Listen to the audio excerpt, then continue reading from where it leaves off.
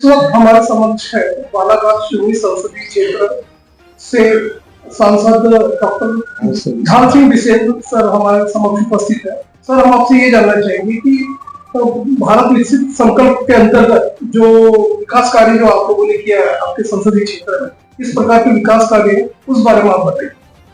क्योंकि सबसे पहले तो आपको बताऊं कि आपको धन्यवाद दूं कि आपके माध्यम से देश की जनता तक बालाघाट लोकसभा की बात पहुंचेगी।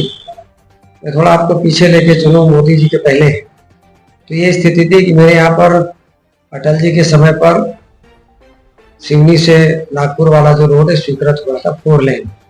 इसको उस समय तत्कालीन कांग्रेस की सरकार ने रोकने का काम किया और हमारे पड़ोसी मंत्री थे कमलनाथ जी, वो 10 साल तक बन नहीं पाई। जैसे ही मोदी जी बने उसके बाद में सड़क को सारी अनुमति देने का काम हुआ।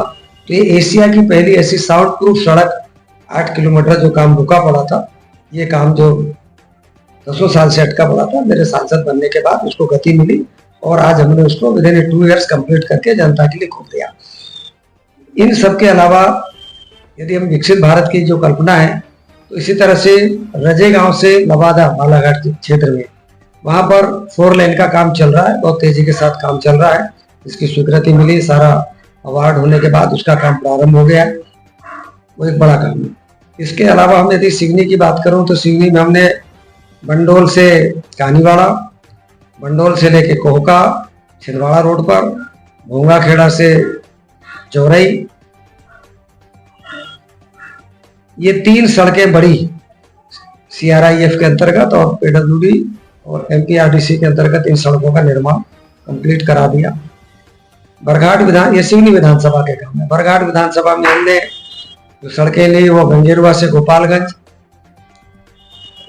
2 पुरानी सड़कें अटकी पड़ी थी, टेंडर होने के बाद भी वर्षों से काम नहीं हो पा रहा था। वो था हमारा धर्मकुआ से धारना और बरघाट से कानीवाड़ा।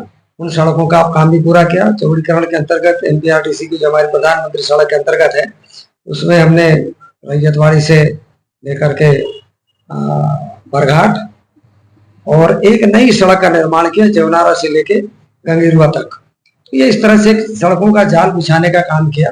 इसी तरह से बालाघाट जिले में भी हर विकास खंड में प्रधानमंत्री सड़कें बनाने का काम हुआ। मैं उतनी लंबी सूची आपको इतने कम समय में नहीं बता, पर एक बड़ा काम, चूंकि आप जानते हैं कि बालाघाट जिला नक्सल प्रभावित जिला के अंतर्गत आता है, तो नक्सल क्षेत्र का भाग है हमारा बैहर, लांजी, कुछ परसवाड़ा का भाग और कुछ बालाघाट का। ये पूरा जंगल के किनारे किनारे का जो सराउंड है, 256 करोड़ रुपया हमारे देश के यशस्वी गृह मंत्री आदरणीय अमित शाह जी ने स्वीकृत किया। तो 33 सड़कें और 17 बड़े पुल 256 करोड़ के स्वीकृत किए और आज लगभग उन सारे कामों का पूर्णता की ओर है। तो इस तरह से नक्सल प्रभावित क्षेत्र में बहुत बड़ा सड़कों का और पुलों का जाल बिछाने का काम किया। इसी तरह से एक सड़क रजे गांव से लेकर लांजी तक जो स्वीकृत थी पर बन नहीं पाई थी, उसको भी कंप्लीट करा दिया। तो सड़कों के क्षेत्र में आप चाहे कटंगी हो, वारासिवनी हो, बालाघाट हो, लांजी हो, परसवाड़ा हो, बैहर हो, पूरे क्षेत्र में काफी सड़कों का काम हमने किया। तो इस तरह से एक आवागमन सुलभ करने का काम किया। अब आ जाए हम रेल के ऊपर।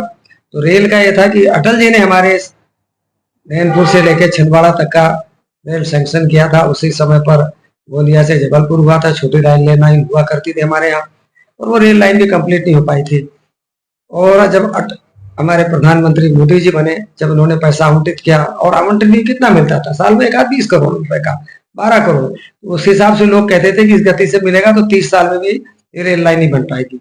और आदरणीय मोदी जी को धन्यवाद देना चाहूंगा कि उन्होंने हमारे सांसद बनने के बाद जिस तेज गति के साथ पैसा दिया, 1-2-3 साल के अंदर में हमने बालाघाट में भी समना से लामटा के बीच में एक एनवायरमेंट के कारण से उसका काम अटका पड़ा था, उसकी अनुमति दिला करके उसको भी कंप्लीट करा दिया। तो आज जो गोंदिया से जबलपुर रेल लाइन चालू हो गई, नैनपुर से लेकर के छिंदवाड़ा तक रेल लाइन नहीं बनी थी, वो रेल लाइन काम चालू होगी। सिवनी का स्टेशन जो हमारे एक छोटे स्टेशन के रूप में था, एक बहुत बड़ा भव्य स्टेशन अमृत स्टेशन के अंतर्गत है, उसका निर्माण काम जारी है।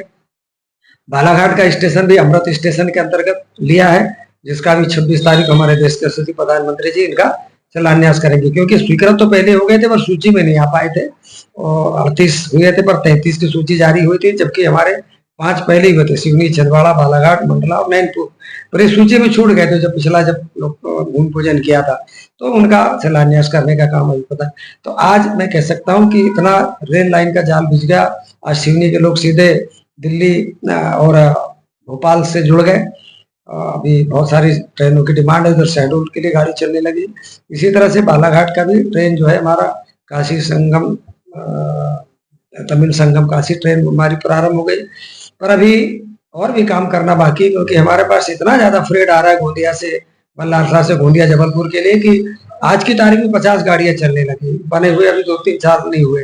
तो हमारा दोहरीकरण की दिशा में भी पूरा एस्टिमेट बन के भारत सरकार के पास प्रस्तुत हो गए। और जिस तरह से मोदी जी ने कहा कि मैं तीसरे कार्यकाल में हम रेल को 3 कॉरिडोर के रूप में जो परिवर्तित करेंगे, तो मुझे उम्मीद है कि ये भी हमारे सेकंड लाइन का हमको कॉरिडोर मिलेगा, क्योंकि इसमें फ्रेट और यातायात के हिसाब से यात्रियों का भी दबाव है, फ्रेट का भी दबाव है। 750 करोड़ रुपए चला है, पर इसमें मेरी 2 विधानसभा और आती है। सिवनी में इरिगेशन का काम बालाघाट में ज्यादा है, सिवनी में हम इलेक्ट्रिक का काम ज्यादा है, क्योंकि 3 नहीं तो सिवनी को 750 करोड़ मिला है। 2 लोकसभा क्षेत्र आते हैं, बालाघाट के 450 करोड़ रुपए दिया। तो इस तरह से हमने बिजली के लिए भी भारत सरकार से बहुत पैसा उपलब्ध कराया, नगरीय क्षेत्रों के लिए भी पैसा सब मिल रहा है।